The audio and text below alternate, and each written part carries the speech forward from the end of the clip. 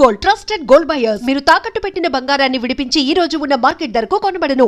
నేను ఇట్లా జడ్జిలాగా లేచి అందరూ కుర్చీల మీద కూర్చున్నారు కదా, ఇట్లా బోర్డులా ఉంటుంది సైలెన్స్. ఇక్కడ 70 మంది జీడీలో నుంచి సెలక్షన్ వచ్చిన వాళ్ళము. అందరితో మాట్లాడుకోండి, అందరితో క్లోజ్గా ఉండండి. మనం దీంట్లో ఎవరం వెళ్ళిపోయిన అగ్ని పరీక్షలకు వాళ్ళకి సపోర్ట్ చేద్దామండి. ఓకే, నేను పోయినా నాకు సపోర్ట్ చేయండి, మీరు పోతే నేను మీకు సపోర్ట్ చేస్తా. మనం ఎవరు ఒక్కొక్కరు ఓవర్ యాక్షన్ తిట్టుకోవడం హ్యాటిట్యూడ్ మాత్రం ఇక్కడ అసలు సెలబ్రేట్ అనేది వద్దని చెప్పి అట్లా కల్పించి అందరి మీద ఒక్కొక్క జోక్ లేయడం, కామెడీ చేయడం, కలిసి ఉండడం, ఇక మొత్తం ఇక ఎంటర్టైన్మెంట్ 2 days వాళ్ళకి ఇక నేను నవ్వుపించి ఇక తర్వాత అక్కడ ఫ్రెండ్ ఉంటాడు ఒకడు, లారీ నడిపిస్తాడు అన్నట్లు. లారీ సెలక్షన్ ఏంటి, ఏ లారీ, అరే లారీ నాకు కావాలి నీ గుండెకాయ, అట్లా కామెడీ జోకులు ఒక్కొక్కరు ఇట్లా ఫన్నీగా అమ్మాయిలు ఇట్లా పంపించిన. ఒక్కొక్క అమ్మాయి గురించి ఒక్కొక్కటి యాంగిల్ చెప్పేసిన. ఒక్క రోజు ఒక అమ్మాయి క్యారెక్టర్ గురించి చెప్పిన. అసలు నువ్వు ఏం చూసి మా గురించి చెప్పినావు ఇంత కరెక్ట్ అని వాళ్ళు అంతా ఫీల్ అయిపోయారు నాకు. నిజంగా వాళ్ళు ఏమన్నారంటే, బాలు నువ్వు ఉన్నందుకే 2 రోజులు ఉన్నాం, నువ్వు లేకుంటే అమ్మో పిచ్చేది కానీ నువ్వు పక్క వెళ్తావు అన్నారు. కానీ నాకే 3 లెటర్ రైట్లు ఇస్తారు, నాకే తెలియదు. అవును, అసలు బాలు ఏంటి ప్రాసెస్ అంటే, ఇప్పుడు మీరు అంటున్నారు నేను ఆల్రెడీ సెలబ్రిటీ కేటగిరీలో వెళ్ళాలి, బట్ నేను ఇలా నార్మల్గా ట్రై చేశాను అని చెప్పి. ఇప్పుడు ఇన్స్టాగ్రామ్ ఓపెన్ చేస్తే నవదీప్ వర్సెస్ ఉప్పల్ బాలు మీరు ఎవరికి సపోర్ట్ చేస్తారు అని ఒక పోలింగ్స్ కూడా నేను చూశాను. అసలు మీరు కూడా ఒక మాట మాట్లాడారు, నేను ఆయన కనిపిస్తే డైరెక్ట్ ఫేస్ టు ఫేస్ మాట్లాడతాను అని. నవదీప్ గారు ఇచ్చిన ఎక్స్ప్లెనేషన్ ఏంటి అంటే, ఇక్కడ జడ్జెస్గా మేము కూర్చున్నప్పుడు అన్ని రకాలుగా వాళ్ళని టెస్ట్ చేయాలి, టాస్కులు ఇవ్వాలి, అది పర్సనల్గా మేము చేయలేదు, అది మా రోల్ అని చెప్పి ఆయన ఒక వీడియో రిలీజ్ చేశారు. అసలు మీరేమనుకుంటున్నారు? నేనేమంటున్నానంటే, వాళ్ళకి ఒక జడ్జి స్థానం ఇచ్చారు. అక్కడ జడ్జి స్థానం ఇచ్చినప్పుడు రూమ్లోకి ప్రతి ఒక్కరిని పంపించి అక్కడ స్టేజ్ మీదకి వెళ్ళిన వాళ్ళు తిరిగి రూమ్లోకి రావద్దు, అక్కడ ఏం జరిగిందో అడుగుతామని చెప్పి అక్కడ నుంచి మొబైల్ ఇచ్చి అక్కడ నుంచి పంపించారు. మేము పర్సన్ అవుతున్నాం, అదేంది రూమ్లోకి వెళ్ళిన వాళ్ళు మన రూమ్లోకి ఎందుకు రావట్లేరు, 3 రోజుల నుంచి అటే వెళ్ళిపోతుర్రు, వస్తలేరు, ఏం జరుగుతుందో అని చెప్తే అక్కడ అందరినీ రూమ్లోకి పంపించారు ఒక్కొక్కరిని. జడ్జెస్ క్వశ్చన్ ఏంటంటే, దాంట్లోకి వెళ్ళిన 2-3 ఎదురు చెప్తే నడరా బై నడు నువ్వు షెట్టు కావు అని చెప్పి పంపించారు వాళ్ళకి ఎదురు చెప్తే జడ్జెస్కు. ఇదంతా టెలికాస్ట్ అయినాయా? ఆయనే కదా, ఓకే, రిలీజ్ కూడా అయినాయి కదా, ఓకే ఆయనే. నేనేం చేసిన అంటే, అంత పెద్ద షో 2 కోట్ల మంది చూస్తారు మా టీవీ బిగ్ బాస్ అంటే, చూడనోడే లేదు. ఉప్పల్ బాల్ అనేది ఇన్స్టాగ్రామ్లో ఒక రీల్ చేస్తారు వల్గర్గా, ఇలా కామెంట్స్ పెడతారు, అలా ఇలా అని 100 మంది అనొచ్చు, నేను తప్పు పట్టట్లే. మన గురించి తెలియనప్పుడు ఎవరైనా అంటాం, అది ఆ ప్లేస్లో నేనున్నా మీరున్న ఎవరైనా అంటారు ఫ్యాన్స్, తప్పులేదు దాంట్లో. నేనేమంటున్నా అంటే, నా జెన్యూనిటీ, నేను సెలెక్షన్ అయితే బిగ్ బాస్లో ఎట్లా ఉండాలి, ఎలా మాట్లాడాలి అనేది నాకు నాలెడ్జ్ ఉంది. నేను అక్కడ పోయినాక జడ్జెస్ దగ్గరకు పోయినాక నాకు కొంచెం భయం అనిపించింది. ఏంటంటే వీళ్ళు ఇంత పెద్ద బిగ్ బాస్ షో, రేపటి నాడు నేను చిన్న మిస్టేక్ మాట్లాడినా కూడా నా ఫ్యాన్స్ కానీ చూసే జనాలు కూడా నన్ను వేసుకుంటారు, మనం ఎంత జాగ్రత్త ఉండాలో అంత జాగ్రత్త ఉండాలని చెప్పి నేను కూల్గా ఉన్నా. మాట్లాడడానికి శాతగా కాదు అక్కడ మ్యాటర్. వాళ్ళ ఆయన ఫస్ట్ క్వశ్చన్ ఒక టాస్క్ ఇవ్వలేదు, ఒక గేమ్ ఇవ్వలేదు, బాలు ఇది పని చెయ్యి, బాలు అది చెయ్యి, పోనీ నువ్వు నన్ను ఎలిమినేట్ చెయ్యి, ఎలా మాట్లాడతావు రేపు బిగ్ బాస్లో, రేపు నిన్ను బిగ్ బాస్లో అంటారు, అప్పుడు నువ్వు ఎలా సమాధానం చెప్తావు అని అడిగింటే దానికి నేను వాదించేవాడిని. అక్కడ ఏంది వెళ్ళా నిలబడ్డ బొమ్మలాగా, నీ ఫ్యామిలీ గురించి చెప్పన్నారు. నేనేమని చెప్పానంటే, నాది ఇలా, మా అన్న ఇలా, మా అన్నయ్యకి 3 ఆడపిల్లలు ఆటో నడిపిస్తారు, మా చెల్లికి 3 కొడుకులు, మా బావ కార్ డ్రైవర్, మా చెల్లెలు ఇండ్లలో పనిచేస్తుంది, మా నాన్నగారు చనిపోయారు, మా అమ్మగారు ఉంటారు, మా అక్కకు భర్త చచ్చిపోయిన ఒక కొడుకు ఉంటాడు. నేను చిన్నప్పుడు హైదరాబాద్కి వచ్చేసి ఒక ఆఫీస్ బాయ్ పనిచేస్తుంటే వరుసతో ఒక ట్రాన్స్జెండర్ పరిచయం అయింది. నాకు రెంట్ లేనప్పుడు కానీ అన్నం లేనప్పుడు తన రూమ్లో ఉంచుకుని నాకు ఫుడ్ పెట్టింది.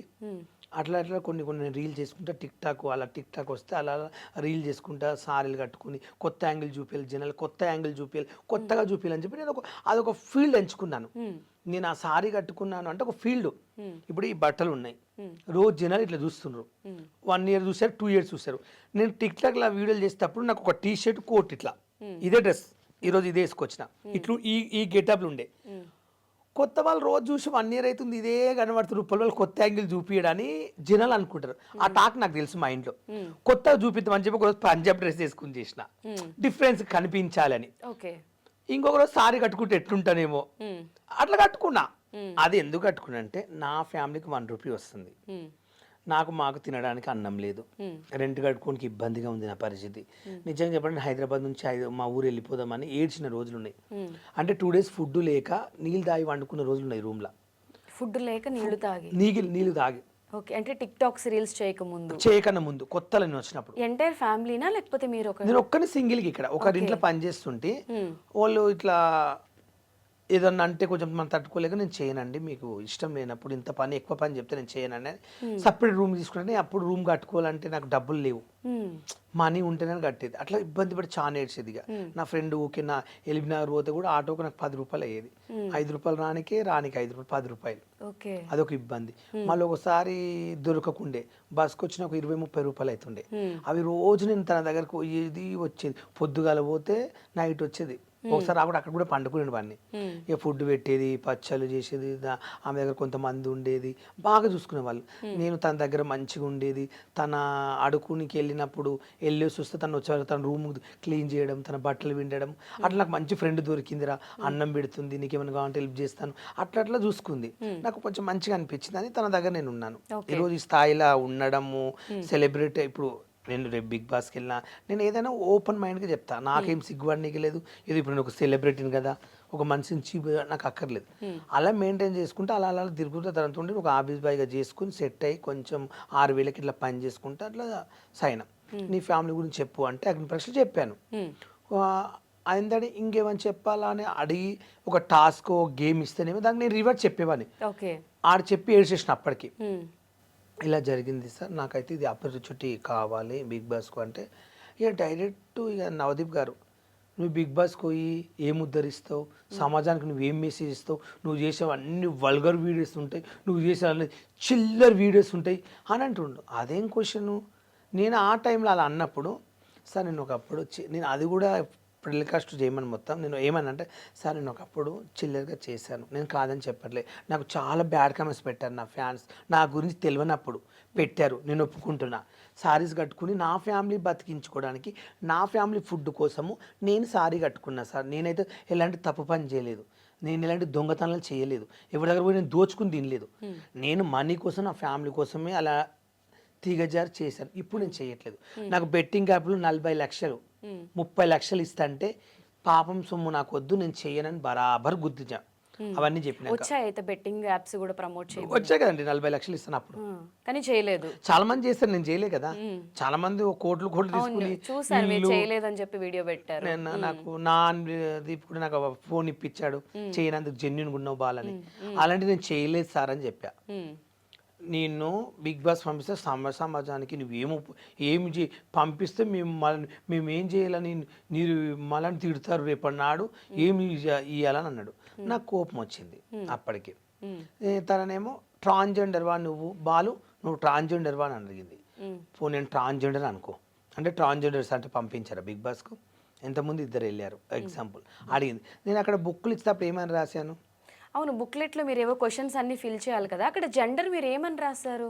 ఇప్పుడు ఫీమేల్ ఉంటుంది, ఇప్పుడు ఎలా ఉన్నా మేలు ఫీమేల్ ట్రాన్స్ అని మెన్షన్ ఉంటుంది ఆ బుక్లెట్ లో. నేను అక్కడ రాసింది ఏంది? మొగోడు అని కదా రాసింది, మేల్ అని రాసిన. మేల్ అని రాసిన. నేను అక్కడ ట్రాన్స్జెండర్ అని రాస్తే నువ్వు ట్రాన్స్జెండర్ అని చెప్పినా నేను ఫీల్ కాకుంటే. అన్ని 2 కోట్ల మంది ఇలా అంతమంది చూస్తుంటే నువ్వు ట్రాన్స్జెండర్ అంటే ఎలా ఉంటది? ఈ క్వశ్చన్ బిందు గారు అడిగారు. ఆ బిందు మాధురి గారు, ఆమె ఇప్పుడు ఒక పెద్ద సెలబ్రిటీ కదా, ఇంటర్నేషనల్ మూవీలు తీసింది, పెద్ద పెద్ద హీరోల పక్కల ఆమె ఒక జడ్జు. దానికి చెప్పుకోవాలంటే నాకు అనిపిస్తుంది. అలా అడిగింది. నాకేందంటే నాకు నచ్చలేదు, నన్ను అవమానించినట్ల. మీరు పిలిపించి స్టేజ్ పైకి నన్ను అవమానించారు. అక్కడ నన్ను కూల్గా అడిగి కూల్గా మాట్లాడి పంపించడం నేను బాధపడకుంటే, నా ఫ్యాన్స్ కూడా బాధపడకుండే. నన్ను అక్కడ అవమానించారు వాళ్ళు. నాకు ఫస్ట్ క్వశ్చన్ అవమానించారు. అది అడగని క్వశ్చన్ కరెక్ట్ కాదు. ఇప్పుడు నేను ఎగ్జాంపుల్ అండి ఒకటి చెప్తాను, ఓపెన్ మైండ్గా మాట్లాడుకుందాం. ఇప్పుడు ట్రాన్స్జెండర్స్లో కొంతమంది ఫ్యామిలీలో తెలియని ట్రాన్స్జెండర్స్ ఉంటారు. ఎగ్జాంపుల్ ఇక్కడ వచ్చి విలేజ్కి వెళ్తే దాన్ని ఏమంటారు, ఊర్లో పోతే మా అక్క చెల్లి ఉంటుంది, ఇక్కడ భయపడి వాళ్ళకి అట్లా తిరగాల అట్లా ఉండాలని కోరిక ఉంటుంది. కొంతమంది చెప్పుకోలేకపోతారు ఆ బాధ, తర్వాత మెల్లగా చెప్పుకుందాము అని ఆలోచిస్తారు. ఎగ్జాంపుల్గా కొంతమంది ఇప్పుడు నేను ఉన్నాను, మా ఊర్లో నాకు ఒక పేరు ఉంది, మా చుట్టాలు ఉన్నారు, నాకు చెల్లి అన్న ఉన్నారు. పోనీ నేనే ఒక ట్రాన్స్జెండర్ కావాలని ఎంచుకున్నాను అనుకో. ఎగ్జాంపుల్ ఇప్పుడు నేను సారీ కట్టుకుని షాపులు పెట్టి అడుక్కున్న రోజుకు 1000-2000 వస్తాయి. అప్పుడు నాకేం భయము? ఎగ్జాంపుల్ అలాంటి పని నేను ఎప్పుడు చేయలేదు. అవును. చేయాలనుకుంటే ఇప్పుడు నేను ట్రాన్స్జెండర్ అని నేను బరాబర్ నేను ట్రాన్స్జెండర్ అని అడక తింటాను అంటే నన్ను ఎవరైనా ఏమంటారా? మా చుట్టాలు ఎవరు అనుకున్నా, మా ఫ్యామిలీ అనుకున్నా, ఐ డోంట్ కేర్. అంటే మీరు అనే పాయింట్ ఏంటంటే ఒక ట్రాన్స్జెండర్ అయినా వాళ్ళకి ఫ్యామిలీ ఉంటుంది, వాళ్ళు విలేజ్లో ఉంటే నార్మల్ లైఫ్ వాళ్ళు లీడ్ చేయాలి కాబట్టి అది ఓపెన్గా చెప్పుకోలేని సిచ్యువేషన్స్ కూడా కొంతమందికి ఉంటారు. కొంతమంది ఏం చేస్తారంటే పోతూ పోతూ కుల్లగా అయిపోతారు, ఓపెన్గా చెప్పుకుంటారు. అవును. అంటే కొంచెం టైం తీసుకుంటారు. ఎందుకు తీసుకుంటారు టైం అంటే పరిస్థితులు ఒక్కొక్కరింట్లో ఒక తీరు ఉంటుంది. మా కొడుకు ఇలా ఏం చేసుకుంటారో ముందు ముందు ఫ్యామిలీ గురించి ఆలోచిస్తారు. ఆలోచన. నేనేం చేశానంటే నేను ట్రాన్స్తో తిరుగుతాను, వాళ్ళ ఫంక్షన్లకు వెళ్తాను, జల్సలకు వెళ్తాను, వాళ్ళది ఫంక్షన్లకు వెళ్తాను, వాళ్ళ బర్త్డేలు వెళ్తే వాళ్ళతో పాటు నేను తిరుగుతాను. కానీ తిరిగి నేను ఏ రోజు నేను ట్రాన్స్జెండర్లతో తిరుగుతా ఉంటా, వాళ్ళతో వండుకుంటా కూడా, వెళ్ళి నేను వాళ్ళ ఇంట్లో ఉంటా. కానీ నేను ట్రాన్స్ లాగా వాళ్ళతో పాటు నేను ఎప్పుడు డబ్బు కోసం అలా చేయలేదు. అలా చేస్తే అనుకో, అవును నేను కూడా వెళ్ళాను మేడం, కట్టుకుని వాళ్ళతో పాటు నేను బస్తీలకు వెళ్ళాను, అడుకున్నాను మీరు చెప్పొచ్చు. ఆ మధ్య కాలంలో చీరలు కట్టుకుని కూడా రీల్స్ చేస్తుంటే కింద కమెంట్స్ లో కొంతమంది "అరే అమ్మ, మన దగ్గర కూడా లేవు చీరలు అలాంటి చీరలు ఉప్పలు వాళ్ళు కట్టుకుంటున్నాడు" అని కొంతమంది పెడితే, ఫస్ట్ అబ్బాయి అన్నాడు, ఇప్పుడు ట్రాన్స్ కాబట్టి చీరలు కట్టుకుంటున్నారని మీ ఇన్స్టాగ్రామ్లోనే మీకు వచ్చిన కమెంట్స్ కదా, అవి చూసినప్పుడు మీకు ఏమనిపించింది? నేనేమనుకున్నా అంటే నా ఫ్యామిలీ కోసం మనీ వస్తుంది నాకు, మా ఇంటి వాళ్ళు హ్యాపీగా ఉంటున్నారు, నా వల్ల వాళ్ళు 8 మంది బతుకుతున్నారు. ఒకవేళ నేను అలా చేయకుండా అన్ని మానుకుంటే నా జీవితానికి మా ఫ్యామిలీ బతకరు. ఫస్ట్ ఆఫ్ ఆల్ ఇప్పుడు మీ ఇంట్లో వాళ్ళందరినీ మీరే చూసుకుంటున్నారు. నేనే చూసుకుంటున్నాను.